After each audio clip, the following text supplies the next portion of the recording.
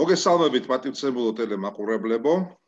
სტუდია სალტეს გადაცემა მეცნიერება და ინოვაციები დღეს გეპატიჟებათ ძალიან საინტერესო შეხვედრაზე, რომლის მთავარი გმირი არის ფილოლოგიური მეცნიერებათა დოქტორი ქალბატონი თამარი მიქაძე.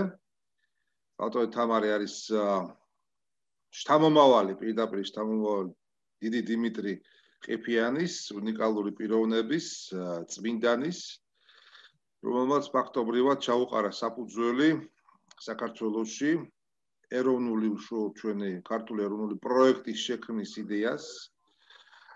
ფაქტობრივად იყო ერთ-ერთი დამაარსებელი ქართული ეროვნული მოძრაობის, რომელიც 200 წლის განმავლობაში ფაქტობრივად მოძრაობს და გვაქვს პოზიტიური უარყოფითი შედეგებიც, მაგრამ ჩვენ რო უკეთესად ვისწავლოთ ჩვენი ისტორია და ჩვენი წინაპრების მოღვაწეობის არსი, ალბათ ნაკლებ შეცდომას დაუშვებდით დღეს დღევანდელ ვითარებაში. ბატონი დიმიტრი ყიფიანის მემკვიდრეობა არ არის მხოლოდ მისი პოლიტიკური საზოგადოებრივი სამეცნიერო მოღვაწეობა, არ არის მხოლოდ ის, რომ ის წმინდანად შერაცხა ქართულმა მართლმადიდებლურმა ეკლესიამ. დიმიტრი ყიფიანის შთამომავლებს ასევე აქვთ ძალიან საინტერესო და უნიკალური ღვაწლი, რის თაობაზეც საქართველოს საზოგადოებამ ცოტა რამ იცის. დღევანდელი ჩვენი გადაცემა ფაქტობრივად ეძღვნება უნიკალური პიროვნების დიმიტრი ყიფიანის ერთ-ერთი შვილიშვილის ბარბარე ყიფიანის ხსოვნას და გამომდინარე იქიდან, რომ ბატონი ბარბარე დაიბადა 4 თებერვალს 1877 წლის 4 თებერვალს, ესე იგი ჩვენ უძღვნით 4 რიცხვში მას დიდ საერთაშორისო კონფერენციას, რომელსაც დაესწრებიან როგორც მეცნიერები, გამოჩენილი მეცნიერები საქართველოსთან, უცხოეთიდან, მეცნიერებათა აკადემიის წარმომადგენლები, ასევე საქართველოს პარლამენტის დიასპორების და კავკასიური პოლიტიკის კომიტეტის ხელმძღვანელობა, განათლების და მეცნიერების კომიტეტის წარმომადგენლები, განათლების და მეცნიერების სამინისტროს წარმომადგენლები. საქმე იმაში, რომ ქალბატონი ბარბარეს ფენომენი საქართველოსთვის დღევანდელი ჩვენი ქვეყნისთვის საზოგადოებისთვის უცნობი არის. ჩემთვის როგორც ფსიქოლოგისთვის იყო დიდი აღმოჩენა, რომ ქალბატონი ბარბარე მუშაობდა უნიკალურ თემებზე და ფაქტობრივად ფსიქოლოგი იყო, ფიზიოლოგი იყო, ამავე დროს, ესე იგი ჩვენთვის საამაყოა ყველასთვის, რომ ქალბატონი ბარბარე იყო საფრანგეთის მედიცინის აკადემიის წევრი, აკადემიკოსი. ეს ნამდვილად არის მნიშვნელოვანი დღეს ჩვენთვის, იმიტომ რომ აი ეს ღონისძიება, რომელსაც ჩვენ ქალბატონ ბარბარეს ხსოვნას უძღვნით, ხო, არის ნაწილი იმ მთელი ციკლისა, რომელიც წარიმართება 4 თებერვლიდან მთელი წლის განმავლობაში. და ამჯერზე ეს ციკლი გადაცემების და ჩვენი აქტივობების ეხება ჩვენი მეცნიერებათა აკადემიის 80 წლის თავს. თქვენ მოგეხსენებათ, რომ 80 წლის წინ 1945 წელს დაარსდა საქართველოს მეცნიერებათა ეროვნული აკადემია, რომლის პირველი პრეზიდენტი გახდათ ცნობილი მათემატიკოსი ბატონი ნიკოლოზ მუსხელიშვილი. სხვა შორის ბატონ ნიკოლოზის იუბილეც გველოდება ჩვენ, ესე იგი თებერვლის თვეში 16 თებერვალს შეუსრულდებოდა, ესე იგი 130 წელი ბატონ ნიკოლოზ მუსხელიშვილს. ეხლა მე გადავცემ სიტყვას ქალბატონ თამარს, სადღაც ჩვენ სხვა სტუმრებსაც ველოდებით და ამას მე სიურპრიზად დაგიტოვებთ თქვენ. და ქალბატონ თამარ, თუ შეიძლება მოგვიყევით თქვენ შესახებ, თქვენი უნიკალური ორგანიზაციის შესახებ და ბარბარე ყიფიანის შესახებ თუ რა ვიცით ჩვენ და რა გვინდა რომ ვიცოდეთ და საით მიდის ესე იგი ამ კვლევების მიმართულება დღეს. მოგესალმებით კიდევ ერთხელ, დიდ მადლობას მოგახსენებთ მოწვევისთვის და იმისთვის, რომ ესე ვთქვათ, დღეს ჩვენ გვიწევს საუბარი ბარბარე ყიფიანზე. ჩემთვის ეს ორმაგად სასიხარულოა, რამდენადაც აი ესე თვალსაჩინო პიროვნებაზე და ჩემ დიდ ბებიაზე, ასე ვთქვათ. ეხლა ჩვენ ახალგაზრდებიც მოგვისმენენ და ინფორმაციისთვის ალბათ ორი გვარი იქნება, რომ პატარა შესავალი დაურთო ჩემს საუბარს, სანამ კონკრეტულად ბარბარე ყიფიანზე ვისაუბრებდნენ. მე მინდა ორიოდე სიტყვით თქვენ ბრძანეთ, მაგრამ შევეხო კიდევ ოჯახს, სადაც დაიბადა და გაიზარდა ბარბარე. ბარბარე ყიფიანი გახდათ შვილიშვილი დიდი სახელმწიფო და ეროვნული მოღვაწის დიმიტრი ყიფიანისა. რაც უკვე წმინდანად შერაცხილეს. და გავახსენებ ახალგაზრდებს პიროვნების, რომელსაც აკაკი მოძღვნა უკვდავი განთიადი. ხოლო ილიამ ერთადერთი პიროვნება იყო თანამედროვეთაგან ვიზეთ ბრძანა, რომ ის იყო ჩვენი ხუროთმოძღვარი და ჩვენ მისი კალატოზები. მის სახელთან არის ისეთი მნიშვნელოვანი პროექტები დაკავშირებული, როგორც არის ბანკის დაარსება, წერა-კითხვის გამავრცელებელი საზოგადოება, საჯარო ბიბლიოთეკა, ჟურნალი ცისკარი, ქალაქის რჩეული თავი იყო იმ პერიოდის, ანუ მერი და ასე შემდეგ და ასე შემდეგ. ეხლა მისი მეუღლე, დიმიტრი ყიფიანის მეუღლე, ძალიან განათლებული ქალბატონი იყო. ის სულ ორიოდე სიტყვით შევეხები ამასაც. და ისე ძალიან კარგად უკრავდა როიალზე, ბარათაშვილის მოგონებების ავტორი გახდათ. აი ამ გარემოში მათ გაზარდეს 3 შვილი, 3-ვე მოღვაწე. უფროსი ნიკოლოზი, კოტე და ელენე.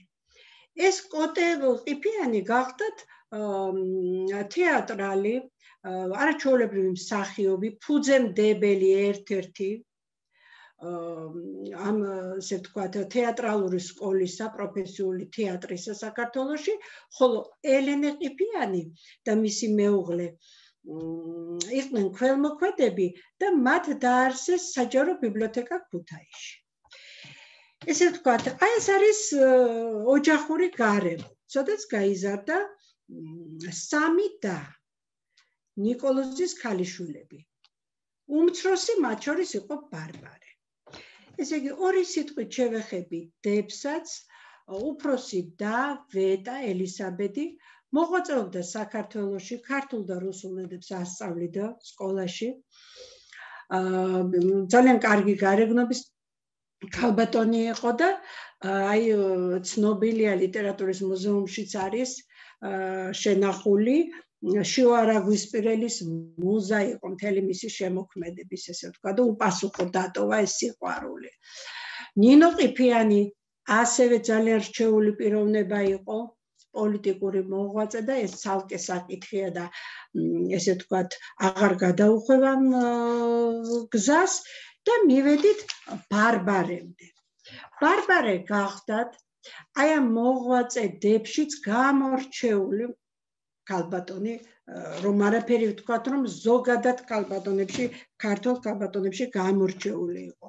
პირველი ფსიქოფიზიოლოგი ქალბატონი და ბევრი რამ შეიძლება ესე ვთქვათ ვიპოვოთ ისეთი და ხაზი გაუსვათ და დავარქვათ, რომ პირველი ქალბატონი, ვინც ესე ევროპაში გაჭრა გზა და ლექციებს კითხულობდა, ესეც მნიშვნელოვანია, ხო?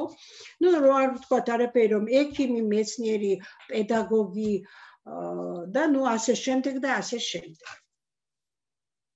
ეხლა ესე ვთქვათ, პატარა ბიოგრაფიას რომ გადავხედოთ, დაიბადა ბარბარე 1879 წელს. დაამთავრა თბილისში წმინდა ნინოს სასწავლებელი და მიემგზავრება ბრუსელში დასთან ერთად. მისი და ნინო ყიფიანი აბარებს იურიდიული კუთხით, ხოლო ბარბარე სამედიცინო მიმართულებით და აი ჩვენთანაც არის ეს იწერება იქიდან, რომ მე ძალიან დიდი შრომა მიწევს, რომ 7 წელი უნდა ვისწავლო, მაგრამ მეო ჩემ ქვეყანას გამოვადგები ყველანაირად და მართლა შეასრულა ეს პირობა. სტუდენტობისგან მოყოლებული, მან გამოიჩინა თავი და გამოირჩეოდა როგორც საუკეთესო წარჩინებული მოწაფე. და ესე ვთქვათ, კონფერენციაშიც მიიღო მესამე-მეოთხე კურსზე იყო მონაწილეობა ბრიუსელში გამართულ კონფერენციაზე, სადაც გაიცნო ზუსტად მიხეილ თარხნიშვილი და აღაფთოვანა თარხნიშვილი, შემდეგ მათ საქმიანი ურთიერთობაც ჰქონდათ და სალომე დადიანის და მიურატების ქონება, რომელსაც თვითონ მფარველობდა, მზრუნველობდა, გადაცა და ამით ესე ვთქვათ, კარგი საქმე გააკეთა, მაგრამ რომ დაუბრუნდეთ სტუდენტურ წლებს, მაშინდელი პერიოდი გაჭირვება ჰქონდათ დებს იქ, იმიტომ რომ ახლა ყოველ თვე გადასახადი საკმაოდ დიდი იყო და ერთი პერიოდი გამორიცხულიც კი იყო უნივერსიტეტიდან გადაუხდელობის გამო, რაც რა თქმა უნდა მას ძალიან აწუხებდა. ამ ამბით შეშფოთდა ძალიან ეკატერინე გაბაშვილი, ძალიან გვერდში ამოუდგა. ეს ახლა ფიქრობ საინტერესოა, რომ ესეთ ბიოგრაფიისთვის, მისი ცხოვრების მანძილზე, რომ ესეთი მხარდაჭერა ვისგან ჰქონდა, ამ ეკატერინე გაბაშვილისგან, რომელმაც მიწერა ბანკს, სათავადაზნაურო ბანკს, თხოვნით, რომ ესეთი პიროვნების შვილიშვილები, გოგონები, დიმიტრის, ვისი სახელიც არის უშუალოდ დაკავშირებული ბანკთან და იქნებ დავეხმაროთ, მაგრამ მიიღო უარი სამწუხარო და სხვათა შორის მე რევაზ გაბაშვილს კარგი წერილი აქვს, რომ ესე სათავადაზნაურო ბანკი ასე არ დაეხმარა ასეთ პიროვნებასო და ვერ დააფასეს ის დიდი ამაგიო და სამწუხაროთო ესე მოიხსნენ, მაგრამ საბედნიეროთო სხვა დაეხმარაო. ამ სხვაში ბანკის რომელიც პროექტის დამაარსებელი იყო დიმიტრი ყიფიანი. იდეის ავტორი და დამაარსებელი უკვე მერე ილიასთან ერთად. და საინტერესო არის ის, რომ ვინ იგულისხმა რევაზ გაბაშვილმა ამ სხვა უცხო დაეხმარაო. ეს იყო ძალიან კარგი ქალბატონი, პროფესორი, პოლონელი, რომლის გვარი სხვადასხვანაირად იხსენება წერილებში ამ მკვლევარებთან. ხდება, ესე წაკითხული იყო იოტეიკო, ოტეიკო, ჟიტეიკო და ასე შემდეგ, მაგრამ როდესაც არქივზე მოგვიწია მუშაობა, ჩვენ საოჯახო არქივზე, იქ ვნახეთ, რომ თვითონ რამდენჯერმე ნახსენებია თვითონ ბარბარესგან როტეიკო.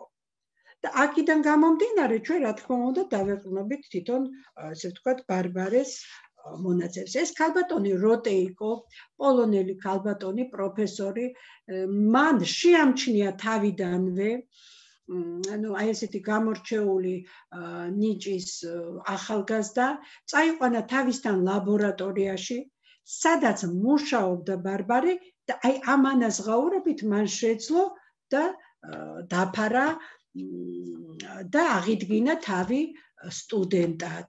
ამის შემდეგაც მათ წლების განმავლობაში საერთო ესე ვთქვათ, ლაბორატორიაშიც უწევდათ მუშაობა და კვლევებიც და ძალიან კარგად იხსენიებს და მხოლოდ მადლიერებით დღესაც შეიძლება ეს ქალბატონი რომ ასე გაუმართა ხელი. ეხლა თვითონ ბარბარეზე იმდენი რამის თქვა შეიძლება და მე აქ ხაზს გაუსვამ იმას, რომ მე ძალიან მოხარული ვარ თქვენი ინიციატივის, იმიტომ რომ სწორედ ფსიქოლოგების ჩართულობას აქ დიდი მნიშვნელობა, იმიტომ რომ უკვე იგივე ლიტერატურის, იგივე სხვა პროფესიის მარტო არ ეყოფა ამ საქმეს, ხო? იმიტომ რომ ნახეთ, თუნდაც სპეციფიკა ბარბარე წლების განმავლობაში ამას წავიკითხავ, მოღვაწეობდა ბრიუსელის უნივერსიტეტში, იკვლევდა ადამიანის მეხსიერებათა სახეობის განსაზღვრის ხერხებს, აღზრდის ფსიქოლოგიურ საფუძვლებს, ტროპინს, ამბიდექსტრიას. ხო, ეს ყველაფერი არის ესეთი ტერმინოლოგია უკვე სამედიცინო, ფსიქოლოგიური და სპეცლიტერატურა, ხო? პედოლოგთა საერთაშორისო კონგრესის მუშაობაში იღებდა მონაწილეობას უსინათლოთა ფსიქოლოგიის, შაქრის, ერგოგრაფიის და ვეტერინარიების ფსიქოლოგიის საკითხებზე და ასე შემდეგ და ასე შემდეგ. და კითხულობდა ლექციებს რამდენიმე ენაზე, ძირითადად ქართულ, რუსულ და ფრანგულზე, მაგრამ ისე პოლიგლოტები იყვნენ, იცით? მამამაც ნიკომ 6 ენა იცოდა და დიმიტრი ყიფიანზე აღარ საუბრობ და ბარბარემაც რამდენიმე ენა იცოდა, მაგრამ ძირითადად აი ქართულ, რუსულ და ფრანგულ ენებზე კითხულობდა ლექციებს. ხო, ესე იგი გარდა იმისა, რომ აი ასეთი სპეციალისტი იყო, ის საზოგადო მოღვაწე იყო და მრავალ სპექტრი აქვს მის, ესე ვთქვათ, მოღვაწეობას. ეხლა, ენციკლოპედიაში როგორც პირველი ფსიქოფიზიოლოგი ქალბატონი არის შესული. 1910 წელს ბრიუსელში მისი თაოსნობით უნივერსიტეტში ჩამოყალიბდა დაფუძნდა ქართული კუთხე. ესეც ძალიან ყურადსაღებია, ხო? არსებობს ქალბატონო თამარ ეს ქართული კუთხე? იცით რა, ფიქრობ, რომ ეხლა არ არსებობს და ამ კუთხითაც კარგი იქნებოდა, რომ კი, ნამდვილად ჩვენ დავუკავშირდებით და ჩვენ უკვე მუშაობთ ამ მიმართულებით, რომ ეს საუნივერსიტეტო თქვა თანამშრომლობის კონტექსტში იყოს.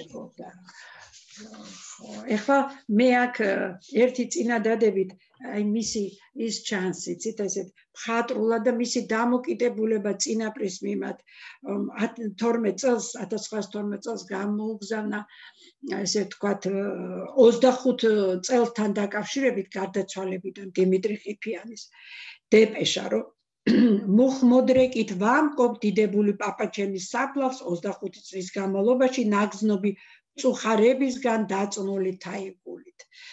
მისი პორტრეტისთვის რაღაც იმას ავლენს, ხო, ეს დამოკიდებულება. ბარბარე ყიფიანი ბრუნდება სამშობლოში. ის სიტყვითაც გამოდის უნივერსიტეტის გახსნის დროს. შემდეგ უნივერსიტეტში ბატონ აკაკი შანიძის თანაშემწეთაც მუშაობს გარკვეული პერიოდის განმავლობაში. ლექციებსაც კითხულობს, მაგრამ აი 1921 წელს აი ავადსახსენებელ პერიოდში ისევ მასზე, ესე ვთქვათ, განხორციელებული არის ესეთი შევიწროებულია, ესე რომ ვთქვათ, და განიცდის შევიწროებას, რის გამოც ბრუნდება ბრიუსელში. და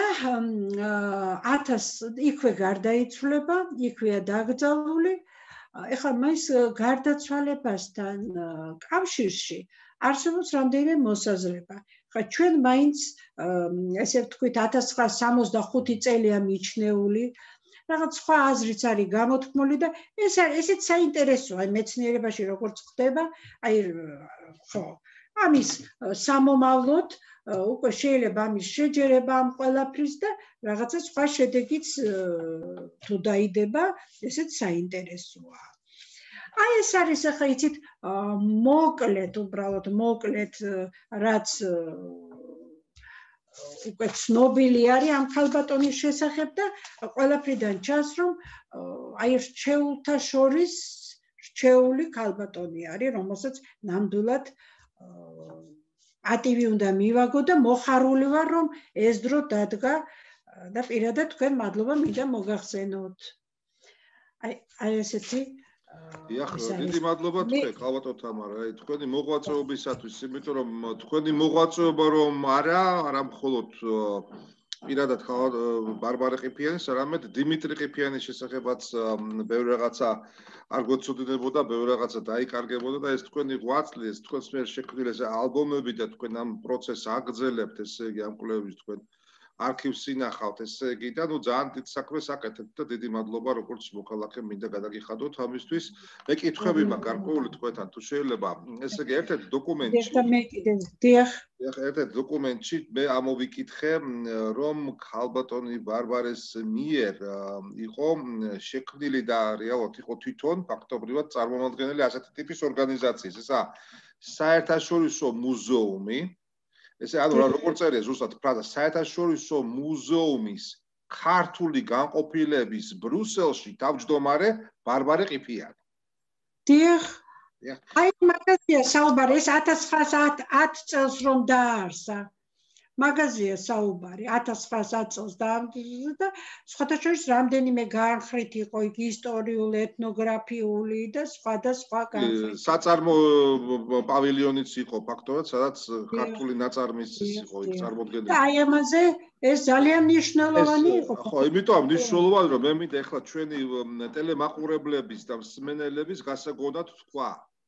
ის, რასაც დღეს ჩვენი ფაქტობრივად საერთაშორისო პოლიტიკის უწყებები ვერ ახერხებენ, ანუ კულტურული დიპლომატიის განვითარებას, იმ პირობებში, როდესაც ჩვენ დიპლომატიური კორპუსის ყოლის ოფიციალური მისიაც კი არ ქონდა, ხო, აი ესე თქვა, ეს კულტურული დიპლომატია მოქმედებდა, მუშაობდა და ფაქტობრივად ეს ფუნქციონალურად იყო საქართველოს საელჩოს ფუნქციას ასრულებდა ბრიუსელში, ხო? ხო და მე მაინტერესებს კითხვა რაში მდგომარეობს ვაქცერი ესე ქართული განყოფილება ბრიუსელში ესე იგი ეს ნიშნავს იმას რომ ესე იგი ამ საერთაშორისო მუზეუმს ქონდა სხვა განყოფილებები სხვა ქალაქებში ან სხვა ქვეყნებში აი ეს უკვე გასაგებია ეს უკვე გასაგებია მაგრამ იცით რა თავისთავად ის რომ აი ესეთი საერთაშორისო ხასიათის იყო თუნდაც იქ კონფერენცია რო ჩატარდებოდა და რაღაცა ესე იგი პოპულარიზაცია ეხა კუთხე იყო თუ არა ჩამოყალიბებული ამაზე ვერ გიპასუხებ ეხლა ეს მე მგონი სხვა საკითხია და ბრიუსელის უნივერსიტეტში მაგრამ პოპულარიზაცია რომ ძალიან დიდი ხო ეს ძალიან დიდი. იმ შემთხვევაში, ესე იგი, ფაქტობრივად ქართოლოგიური კულტურის, ქართოლოგიური, ვთქვათ, ცენტრის დაარსებაზე არის, ესე ვთქვათ, ყურადღება გამახვილებული და ალბათ ეს არის ბექგრაუნდი ჩვენი ქართოლოგიური ცენტრების საერთაშორისო დონეზე გახსნის პოლიტიკის. და მეორე შემთხვევაში ჩვენ გვევლინება ქალბატონი ბარბარე კიდე დიპლომატის სტატუსით ფაქტობრივად ხო არაფორმალური დიპლომატის სტატუსით და ეს ძალიან საინტერესოა იმიტომ რომ აი ეს გამოკვეთილი მის ბიოგრაფიულ ასე ვთქვათ იმებში არ არის გამოკვეთილია ფსიქოლოგი, ფიზიოლოგი, ექიმი, მაგრამ არა როგორც აი არაფორმალური დიპლომატია და მართა ეს ქართული დიპლომატიის ისტორიის სკოლისთვის საინტერესო კვლევა შეიძლება ჩატარდეს ამ მიმართულებით. და აი ბატონო ალექსანდრე, დღევანდელ დღეს ხშირად ადვილად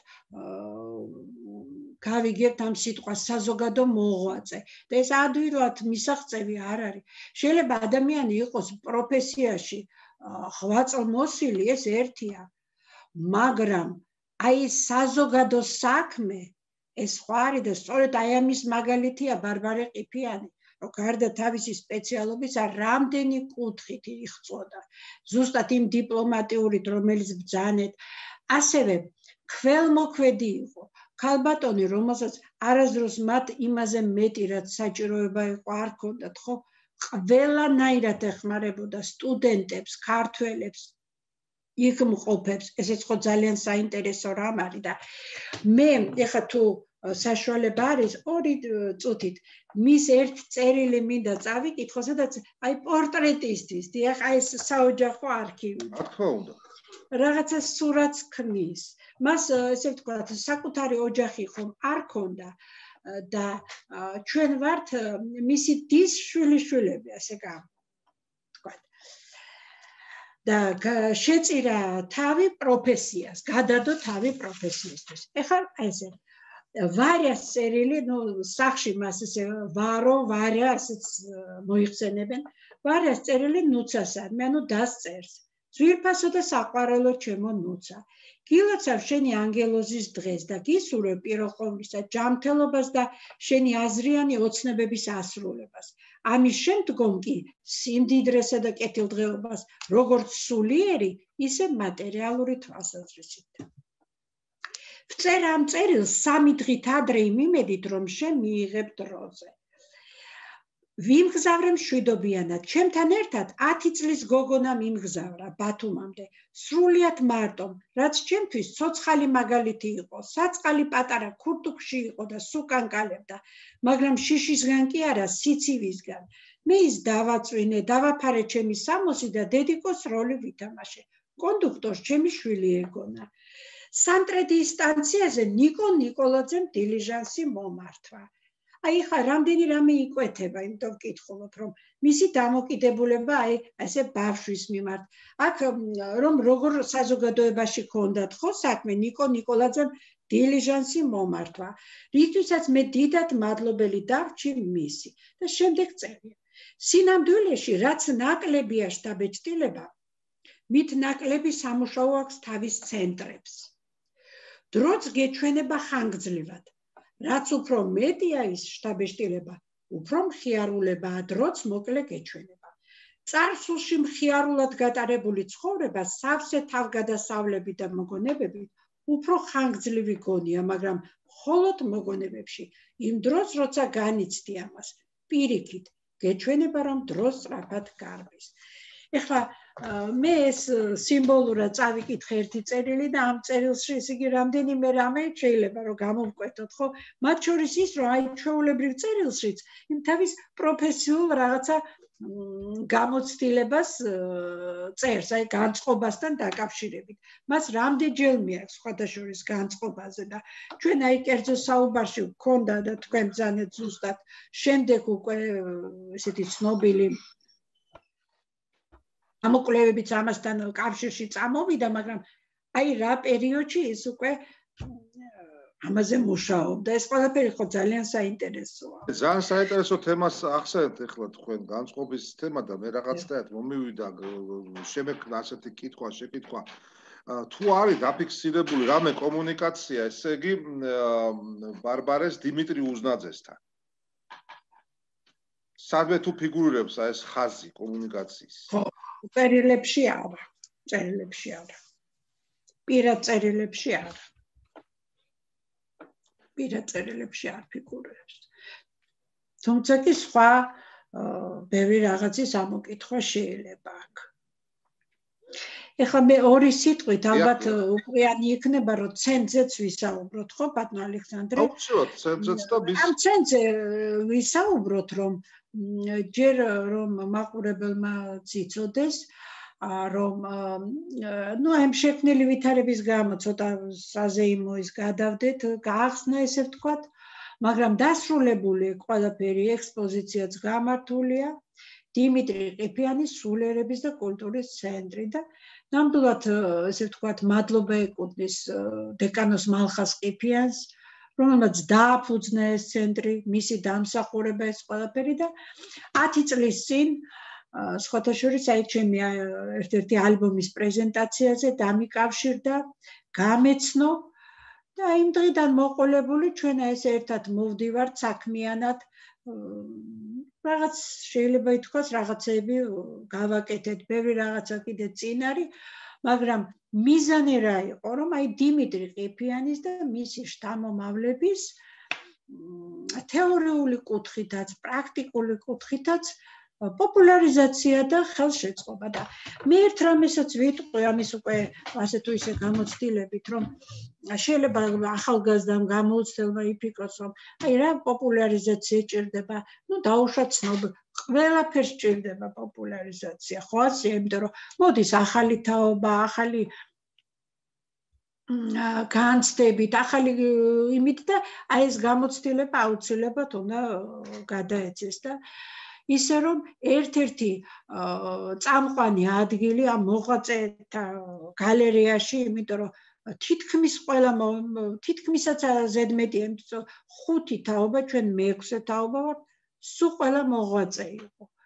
და მათ შორის ესეთი თვალსაჩინო ადგილი უკავია ბარბარე ყიფიანს და ძალიან მისასალმებელია აი საქმე, რომელიც წამოწყებულია და ბევრი კარგის მომტანი იქნება, მე დარწმუნებული ვარ მომავალში და აქვე კიდევ ერთხელ მადლობას მოგახსენებ და ვიტყვი იმასაც, რომ ასე ვთქვათ, აქამდე არ შეგვირწყვენია თავი და ეხლაც რაც იქნება ჩვენზე დამოკიდებული, ჩვენ ამ საქმეს დაუდგებით ხარში. ჩვენ ასევე ხალხო თამარ ალბათ უნდა აღვნიშნოთ საზოგადოების ჩართულობა ამ პროცესში, ესე იგი მინდა აღვნიშნო, რომ ქალთა საბჭო არის, საქართველოს ქალთა საბჭო ძალიან აქტიური, აი ამ ორგანიზაციის დამსახურება არის, რომ ინფორმაცია ბარბარე ყიფიანის შესახებ მივიდა ბრუსელამდე სადაც ქართული მართლმადიდებლური ეკლესიის წარმომადგენელი არის მეუფე დოსითეოსი. დიახ, და ახლა მიმდინარეობს ბარბარეს საფლავის მოძიება. დიდებული საფლავი. დიახ, უკვე ფაქტობრივად დადგინდა სასაფლაო, სადაც არის ბარბარეს მამა დაკრძალული. დიახ, ეს არის სიახლე, რომელიც მნიშვნელოვანია, რომ ყველამ ვიცოდეთ. ეს მეუფეს და მისი მრევლის და მეგობრების დამსახურება არის და ეს ყველაფერი ფაქტობრივად აი ამ დღეებში ხდება და სწრაფად მიმდინარეობს ესე ვთქვათ ეს პროცესები.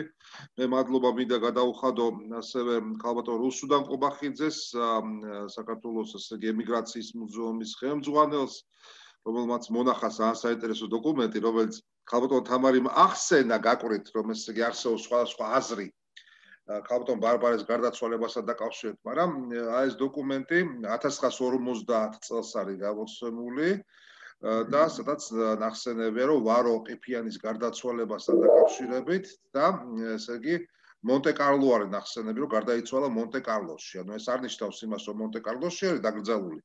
არის დიდი ვარაუდი, რომ ბრიუსელში არის გადაბრძანებული. მაგრამ ესე იგი, ნუ ეს მართლა გაურკვევლობას ქმნის სხვადასხვა ტიპის ინფორმაცია და წყარო და ამიტომ 4 თებერვალს ესე იგი ჩვენ ესე იგი შევალთ Zoom-ში ისევ და საერთაშორისო კონფერენციაში მივიღებთ მონაწილეობას და ამ კონფერენციის მთავარი მიზანი იქნება უშუალოდ აი ამ ძალების კონსოლიდაცია, კოორდინაცია, ვისაც შეგვიძლია უნდა გავაკეთოთ ესე იგი აი ამ მიმართულებით. და აღნიშნო, რომ ძალიან დიდი სიხარული გამოიწვია ფსიქოლოგიურ საზოგადოებაში, საქართველოს ფსიქოლოგიური საზოგადოების ემიგრაციაში, ასე ვთქვათ, დღევანდელ ემიგრაციაში ბარბარეს აი ამ ფენომენმა და ესე იგი 2020 წელს შექმნილი ქართული ფსიქოლოგიის საერთაშორისო სკოლა, რომელიც აერთიანებს საქართველოს გარეთ მოღვაწე ფსიქოლოგებს და საქართველოს მოღვაწე ფსიქოლოგებს ხელს უწყობს მათ შორის კოორდინაციას, ზუსტად მას დაერქვება ბარბარე ყიფიანის. ძალიან მიხარია, ძალიან მოხარული ვარ და გიერთდები თქვენ ჩემი მხრიდანაც მადლობა, აი ვინც ბრძანეთ თქვენ ქალთა საბჭოს, ქალბატონ რუსუდანს, ემიგრაციაში მყოფებს მინდა დიდი სითბოთი გამოვეხმაურო და ყველას მადლიერება, ვინც ამ სახელთან მეტად საინტერესო არის, ქალბატონ თამარ, თქვენ ფილოლოგიის დოქტორი ბრძანდებით და ძალიან საინტერესოა, მე კიდე ფსიქოლოგი გახლავართ და აი ეს ბარბარეს თვითონ სახელი ძალიან საინტერესოდ ჟღერს და ბერძნულში ფაქტობრივად უცხოელს ნიშნავს ბარბარე. ბარბარე, ესე იგი უცხოელს ნიშნავს, ესე იგი ეს ემიგრაციის გლობალური ეს სივრცე იმხელა არის, რომ ესე ვთქვათ, აი თვითონ ბარბარე ყიფიანი აი ამ სახელს ხო ამართლებდა, ესე იგი ყველგან იყო უცხოელიც და ამავე დროს იყო ვთქვათ აი ამ კულტურის მატარებელიც და არ არის ეს შევთხოვითი რომ საფრანგეთის მეცნიერებათა აკადემიამ, სამედიცინო აკადემიამ, რომელიც ერთ-ერთი წამყვანი იყო და არის ეს ვთქვათ ევროპაში გადაწყვეტილება მიიღო, რომ ბარბარე ყიფიანი გამხდარიყო აკადემიის წევრი. და ჩვენთვის საამაყო არის. ქალი აკადემიკოსი, ერთ-ერთი პირველი ქალი აკადემიკოსი საქართველოში. აი ეს სტატუსი არ უნდა დაგვაუწყდეს მეგობრებო. და მე ვფიქრობ, რომ ჩვენი მეცნიერების აკადემიის ხელმძღვანელებიც გაითვალისწინებენ და ისინი წებულობენ მონაწილეობასაც ჩვენთვის ძალიან მნიშვნელოვანი არის.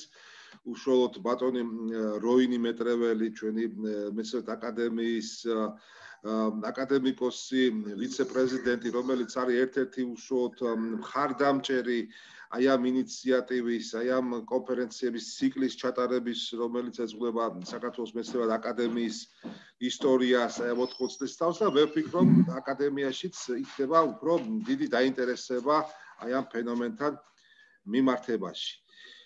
ძალიან დიდი მადლობა თქვენი მომწადებისთვის ჩვენთან სტუდიაში. უბრალოდ მომწადებისთვის შემომწადებისათვის ისე დიახ და ჩვენ დაწუნებული ვართ რომ 4-ში კიდე რაღაცა სიახლეები გველოდება და ჩვენ ტელემაყურებლებს მერე კიდევ შევხვდებით და მოვახსენებთ თუ რა კონკრეტული შედეგები ქონდა ჩვენ კონფერენციას რა შედეგებზე გავადით და გვაქვს იმედი რომ თვითონ ტელემაყურებლებიდანაც ბევრი გაჩნდება ადამიანი ვინც გამოთქვამს სურვილს ადამიანი ან ორგანიზაცია რომელიც გამოთქვამს სურვილს ჩვენთან თანამშრომლობის აი ამ ბარბარეს სახელთან დაკავშირებით იქნება საკოორდინაციო ცენტრი თანამშრომლობის და აი ამ ცენტრშიც ვითანამშრომლობთ და ყველაფერი გავაკეთოთ კარგი რაც შეგვიძლია რაც გავაკეთოთ ესე იგი დღეს საქართველოსთვის ჩვენ მოქალაქეებისთვის როგორც საქართველოში ისე საქართველოს გარეთ გისურვებთ წარმატებას და როგორც ქართული საზოგადოების თვალსაჩინო ადამიანს რომელიც აგრძელებს ყიფიანების საქმეს დღევანდელ სიტუაციაში და ვითარებაში თქვენ ალბათო თავარ ხართ ყიფიანების მედროში ასე ვთქვათ და ლიდერი